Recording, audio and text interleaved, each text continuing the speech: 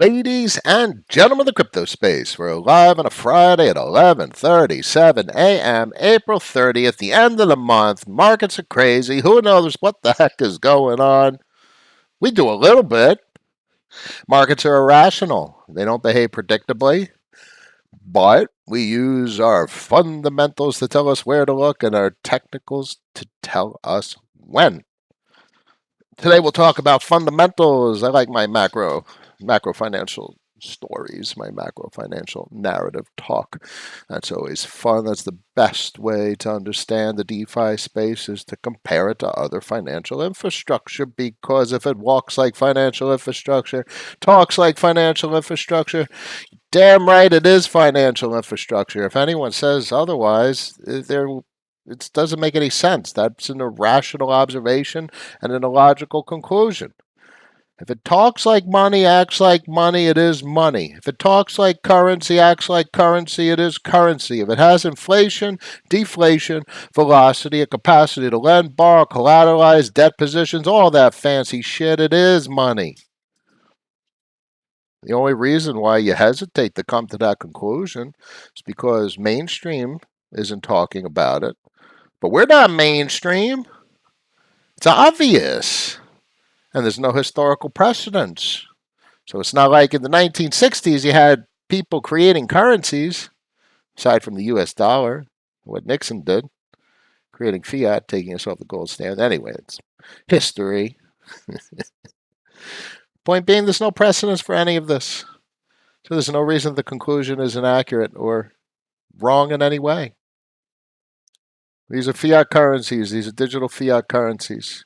They have all the properties of money. It's conclusive, and it's not possible for it to not be money. These are fiat currencies you're looking at and that you're allocating value to, especially when you're talking about the assets that we talk about, the majors, the ones that have monetary policy, the ones that have spent time and due diligence to craft the monetary policy that has effective deflationary control to prevent excessive debasement.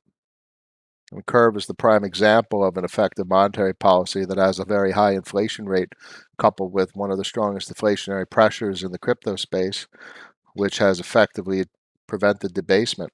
Now, it took a little bit of time for that monetary policy to become effective in that it was quite inflationary without the strong deflationary pressure, and thus, therefore, it experienced a significant amount of debasement while the protocol was taking root.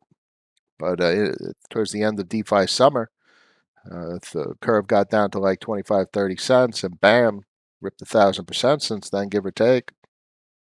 What's the bottom line? Once the deflation kicks in, the value of the asset stabilizes because there isn't now a supply-demand imbalance. And now there's a significant disruption in circulating supply because the vast majority of curve has locked this VE curve for a total of 4 years. And that continues to be the case as the VE curve requirement to achieve maximum boost increases over time. So there's an increasing deflationary pressure coupled with a decaying inflationary pressure. You see what I'm saying? Reducing inflation, increasing deflation, the value of the price will reflect accordingly over time. So many regards, technicals will be misleading. And time horizon is what's critical in understanding how that plays out. Let's go through the title, go through the intro. Let's pop it over to the main screen. Aave and Curve are DeFi makers. Why is that? A DeFi maker. They make DeFi markets. They create financial infrastructure. And I'll explain that and I'll talk about it. Today's episode is sponsored by Change Angel, the non-custodial swap exchange for social goods. Stop depositing on exchanges, not your keys, not your crypto, non-custodial DeFi, or nothing at all. Bam, let's pop it over to the main screen and see who's in the stream. We got Captain Weber in the house. Always a pleasure. EIP 1559, I'm sure you're mentioning. Ethereum is strong. So I think there's opportunity cost allocating excessive value to Ethereum. Clearly, all my thoughts are subjective, but this is where my narrative is currently. There's an immense opportunity for, all over the place. The only difference between assets is in which will go up or which will go up more. And I think other assets are positioned to appreciate significantly more than Ethereum. So when it comes to Ethereum, I think a critical quantity is the 32, particularly from a recurring revenue stream perspective. 32 will allow you to stake Ethereum upon Ethereum 2's launch. And if you have an adequate time horizon, when that is the case, you will have a recurring revenue stream for the lifetime of the Ethereum platform. And obviously, speculatively, if Ethereum maintains itself and increases its role as a significant piece of financial infrastructure, it's a heck of a piece of a recurring revenue stream to have. Chet's in the house. Always a pleasure, Squanchy, my man. Squanchy's my main affiliate. He's got the Twitter rep. Squanchy, boys and girls. Damn. So I got an affiliate program that I'm managing for Noah's Real Talk, our Discord forum. Join the forum, help people, talk with them, walk them through things, restrain them, prevent the FOMO. Now, we can entertain a little bit of exuberance. We don't want it to be irrational exuberance. We can have a little bit of FOMO, talking about polywhale and whatnot. Yeah, probably the best thing we could do in the forum is to discourage excessive application of value. Play around, but I don't think there's any significance to it as an infrastructure component, and it runs on pure speculation, which I actually expect increased FOMO. Farming is just starting on Polygon, and that's going to drive an immense amount of capital, and the liquidity is going to flow into the pools. And where's the liquidity going to flow? Into Curve, because they're the forex of the crypto space. And how that narrative plays out with UniV3 that's launching next week, it's all good. You know, a network effect is a real phenomena. And aside from the network effect of the brand and the functionality of the platforms, potentially being somewhat having comparable surface behavior, you still have the distinct monetary policy, and that's unto itself. And nothing about Uniswap v3 will affect Curve's monetary policy and the boost and the yield, the incentivized yield on the pool positions. And that is to not be discounted. Period. Vog's in the house. Always a pleasure. Hi, Noah. Thanks for your advice. Every time I want to buy something, I think of your Addy. Pick it to buy, quick to sell, because that's what we are. We got to be picky, picky, picky. We got to follow the fundamentals. And unless you just have a checklist. And my personal fundamentals, in short, are systemic financial infrastructure, monetary policy. You want to understand the inflation and deflationary pressures. And these are factors that drive capital flow. Why is capital going to flow somewhere? So interestingly enough, I saw a tweet shortly ago for Polywhale, and people were shilling it, and this was the big thing on Poly. So when I see that, I see the Matic asset. What I see is capital flow onto Polygon, and because they're chasing FOMO, and they're chasing exorbitant yields, and Polywhale actually has a decent monetary policy because it actually has a burn component. So that's cool. So that means it's sustainable to some degree, or at least it's not going to be self-destructive as many yield farming plays are, or highly inflationary yield farming plays are. But ultimately, Polywhale isn't systemic infrastructure; it has a monetary policy, so it's a shell. It's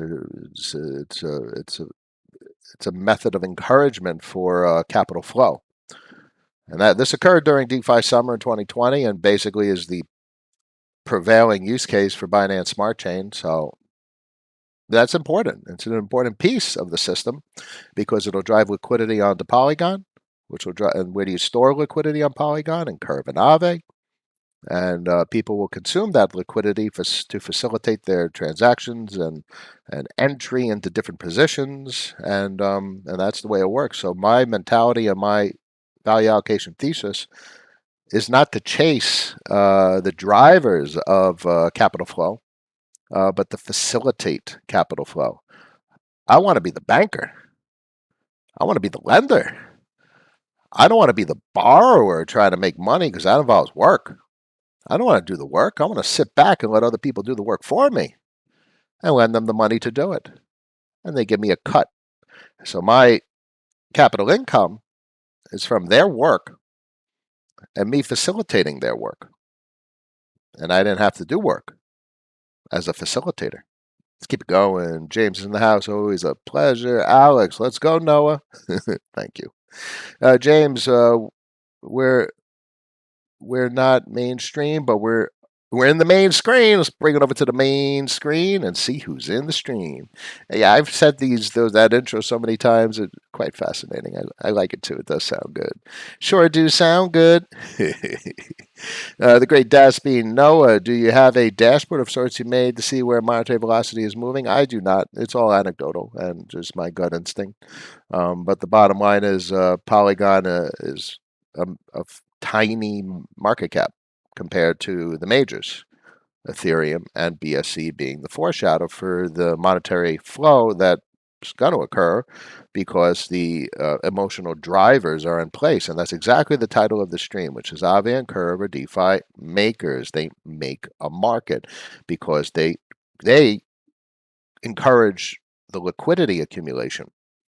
And monetary velocity is a result of the incentive systems that farming creates. So when you combine the two, it's kind of like chicken and the egg. You need the liquidity, and then you also need the drivers of velocity. But once you have the two, monetary velocity sparks. You have a capacity to be the liquidity provider, and then you're able to participate in the actual monetary velocity, and there's your capital gains. And that's the position I like to be in. I don't want to be the farmer.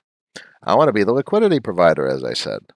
So once you have the two major components, the liquidity and then the incentive system, that's when the capital churn starts to take place. And this is exactly what happens in legacy financial systems. This is what they're talking about when they're talking about monetary velocity of M2. And obviously, they debase the crap out of it. So the total money supply is the denominator.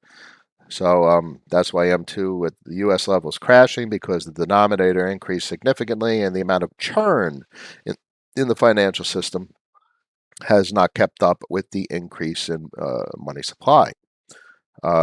Interestingly enough, when you're talking about the crypto space, you don't necessarily have a 25% increase in money supply in a matter of a year, which is exactly what just occurred with the United States. So aside from talking macro about what's going to play out with the United States, which I can, and I have my theories and opinions of what's going to happen over the next couple of years.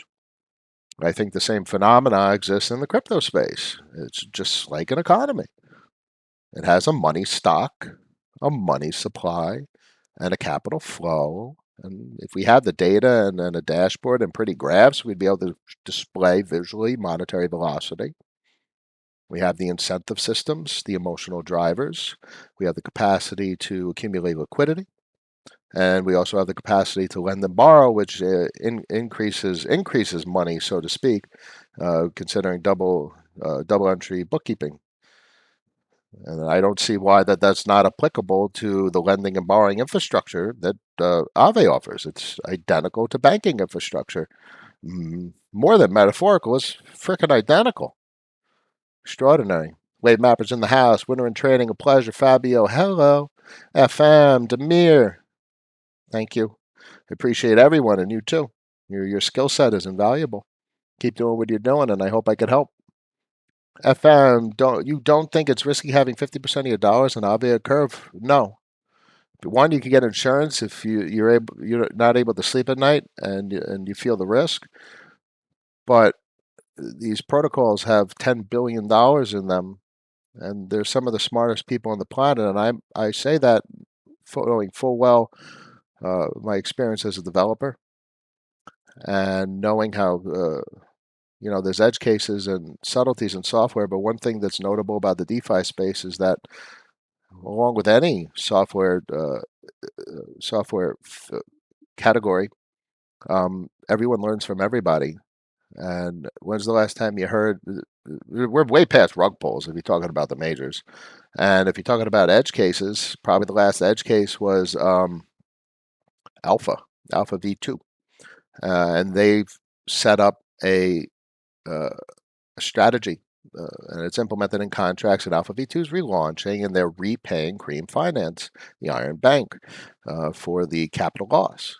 So not only do we have a capacity to insure our positions, these protocols, the titans, the leaders, the market leaders, have a vested interest in the success of their protocols.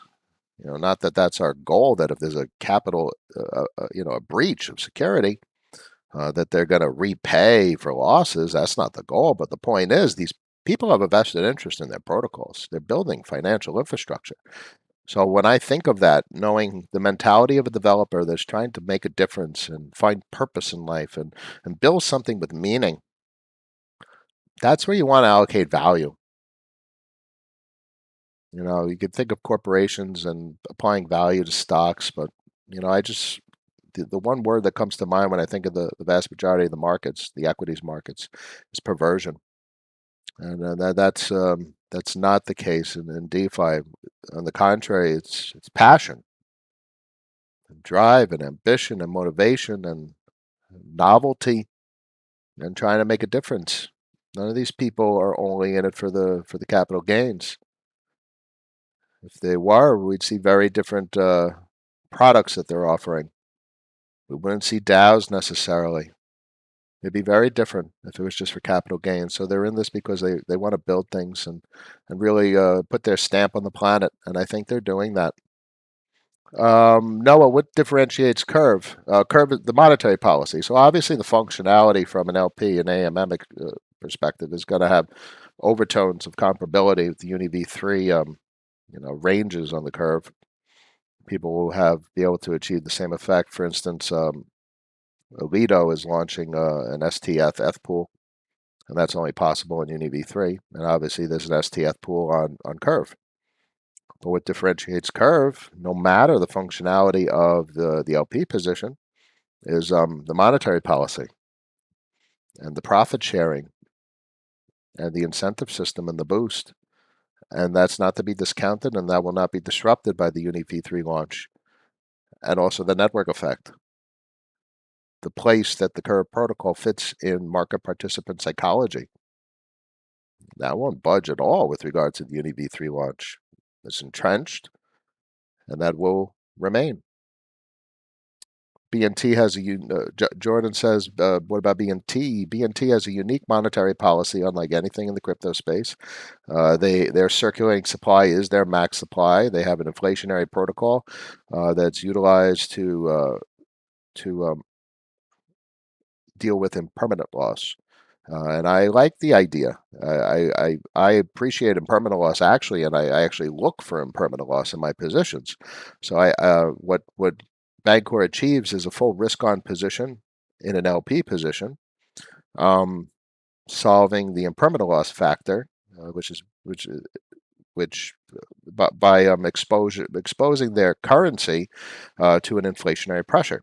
And they introduce a deflationary pressure to prevent excessive debasement, the vortex. And that is a strong monetary policy. And, this is not 2017 and 18. The concept of monetary policy didn't exist back then, other than just pure token supply.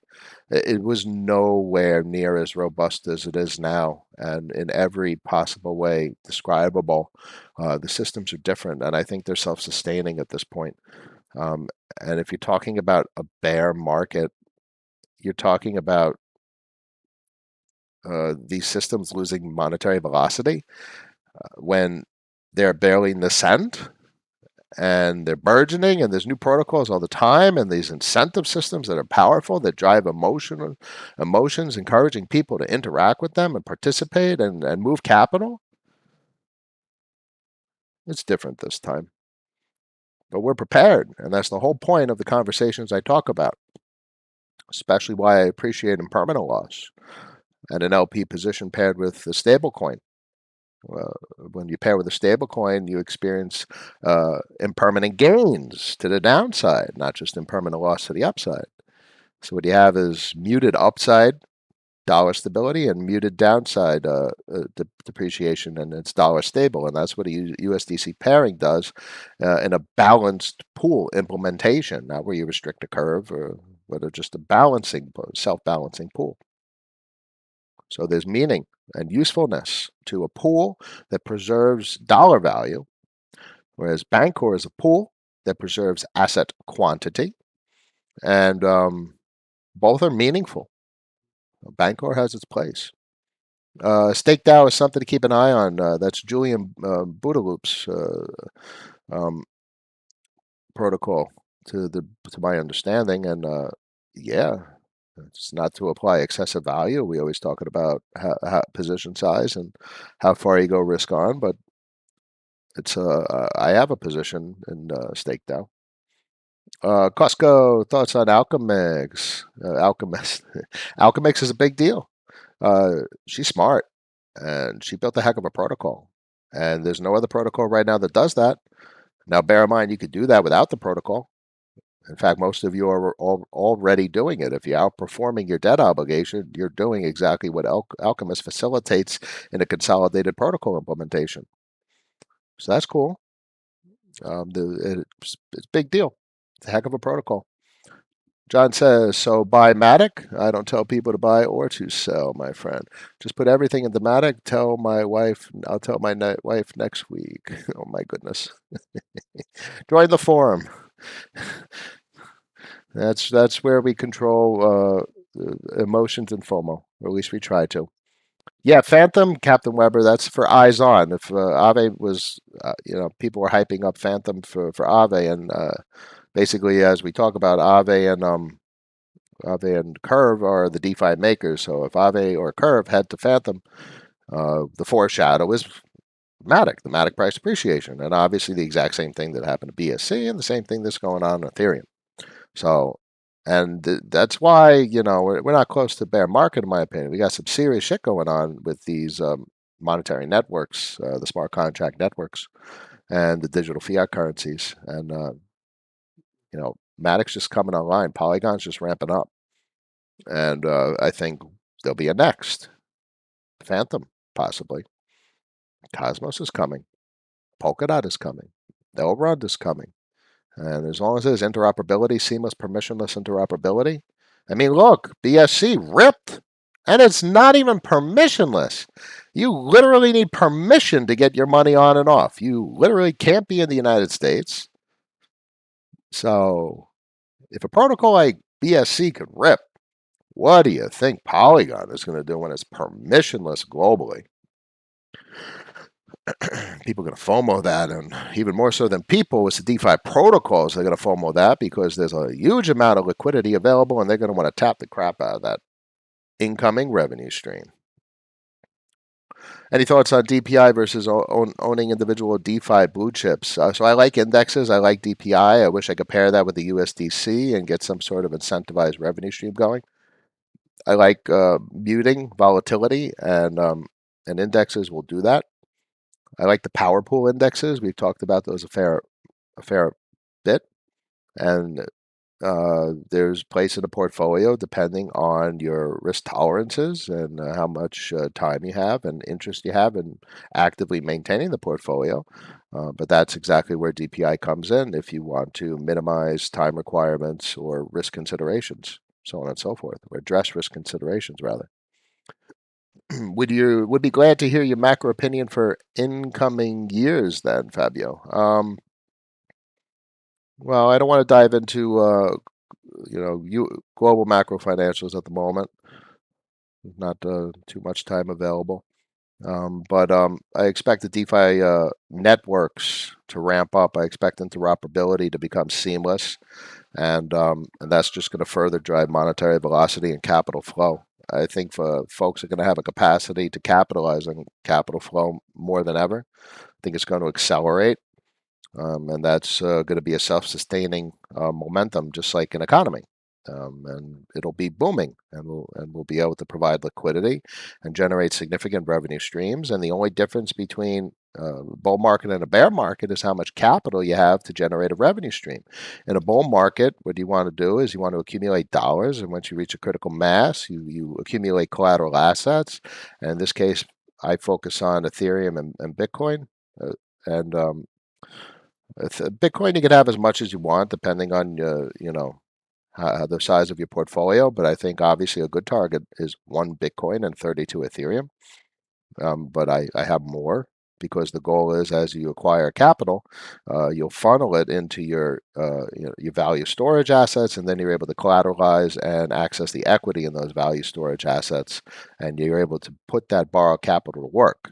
So, you have $1 million worth of Bitcoin, you borrow $250,000, and you put in the $250,000 in a position that's generating 25, 30, 40, 50% yield.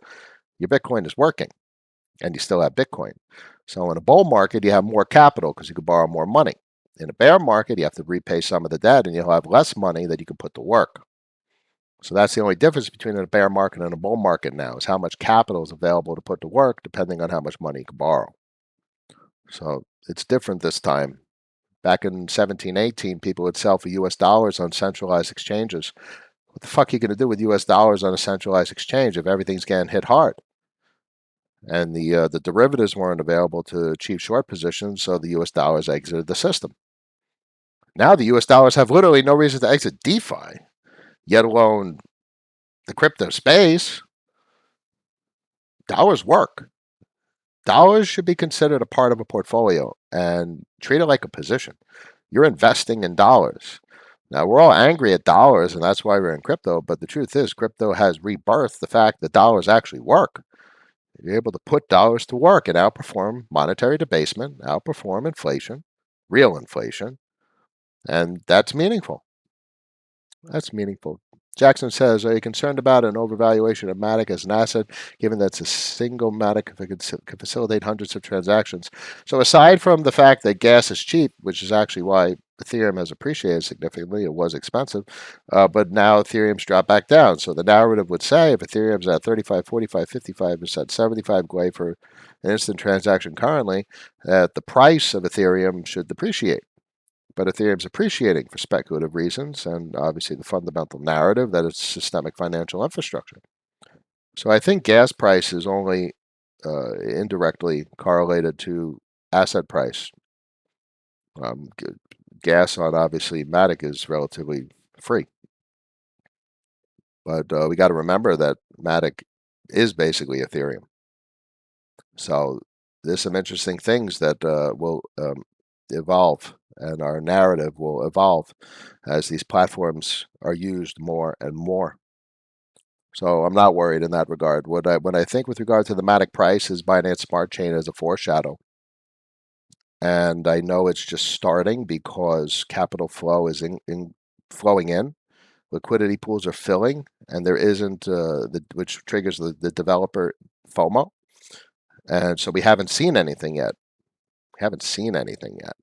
The developers will port their DeFi protocols. They're going to be popping up left and right. Think Binance Smart Chain.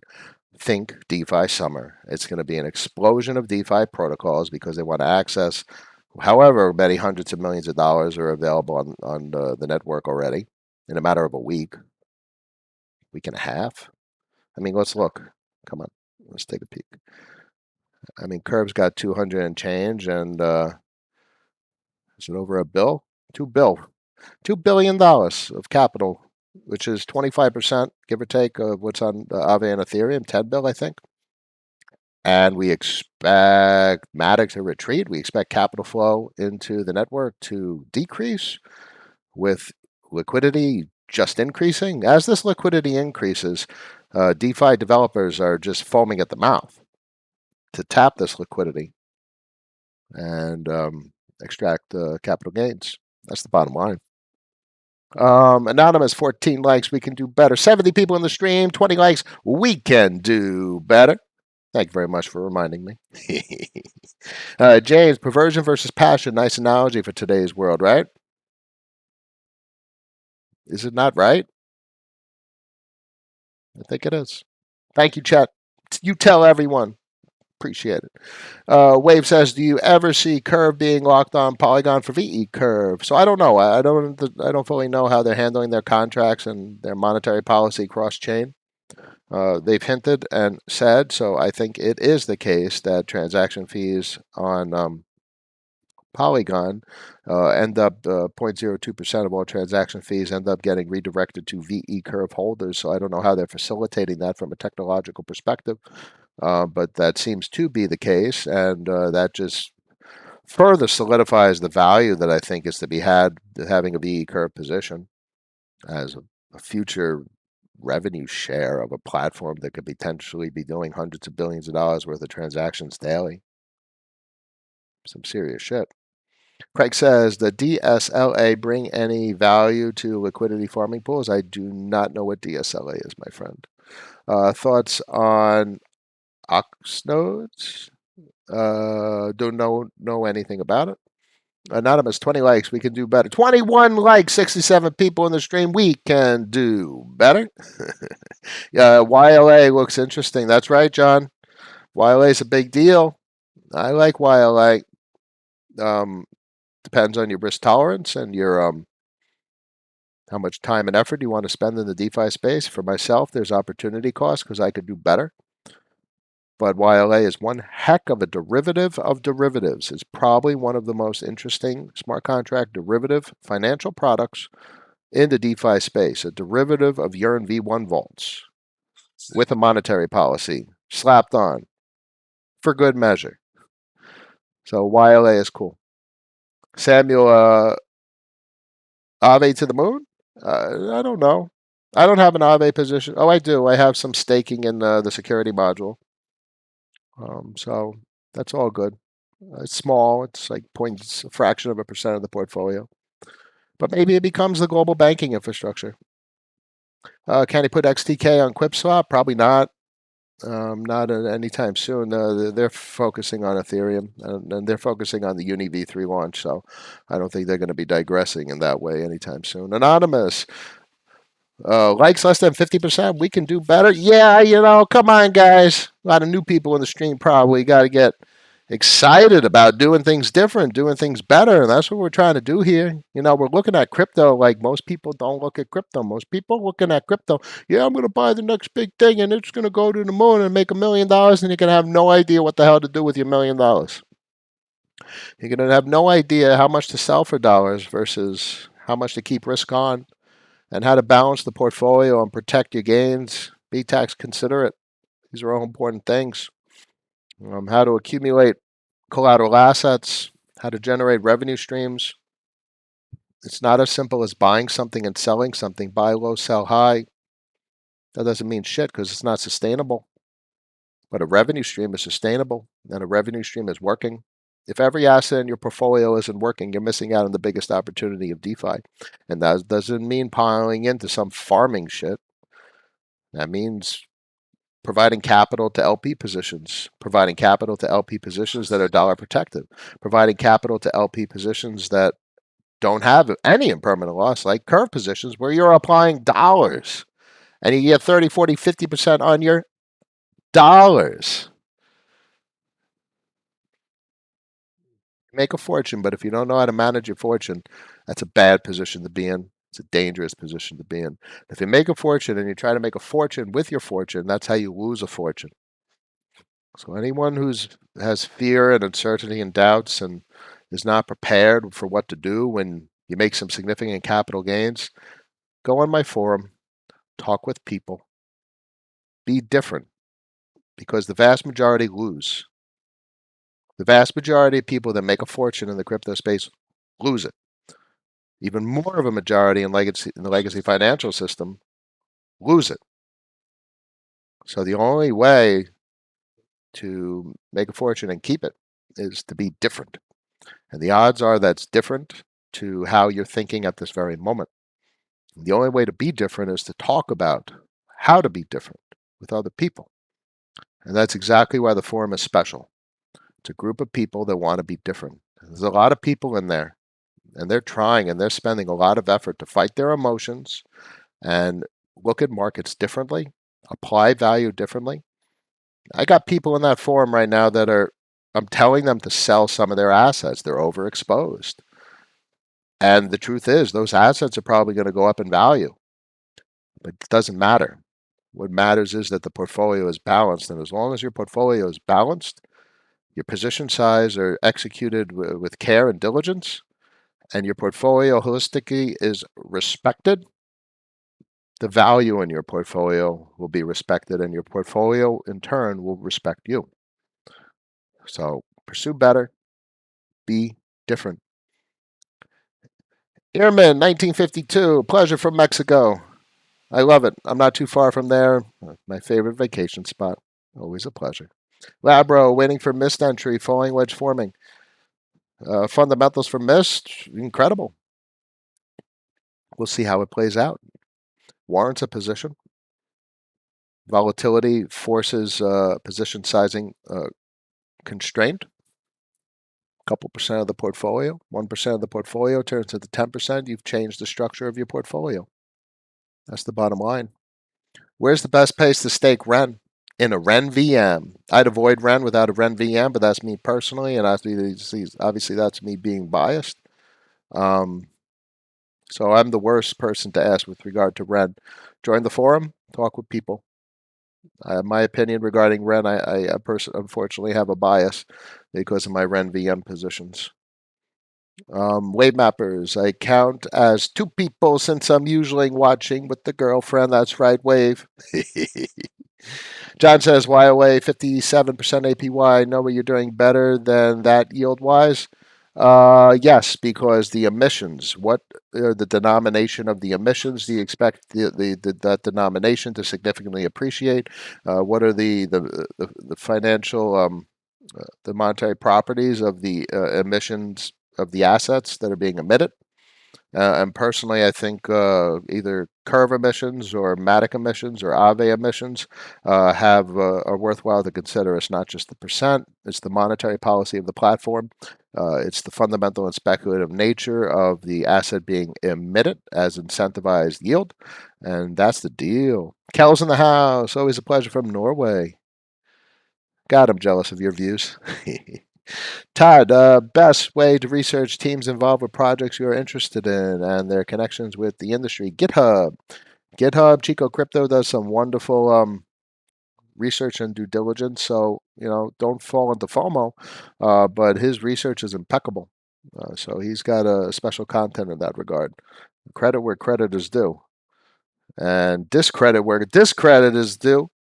BitBoy. Just saying. All that FOMO garbage. Bunch of bullshit. Baby back bullshit. Demir says, would you be comfortable popping in a WBTC into an Aave on Matic? Yeah, I think for me though, I prefer to have my Bitcoin on MakerDAO, and I'm borrowing against it, which is what I do. I borrow against my Bitcoin and MakerDAO. I have like 8.5 Bitcoin. I got 116 grand there, and I use that to put my Bitcoin to work.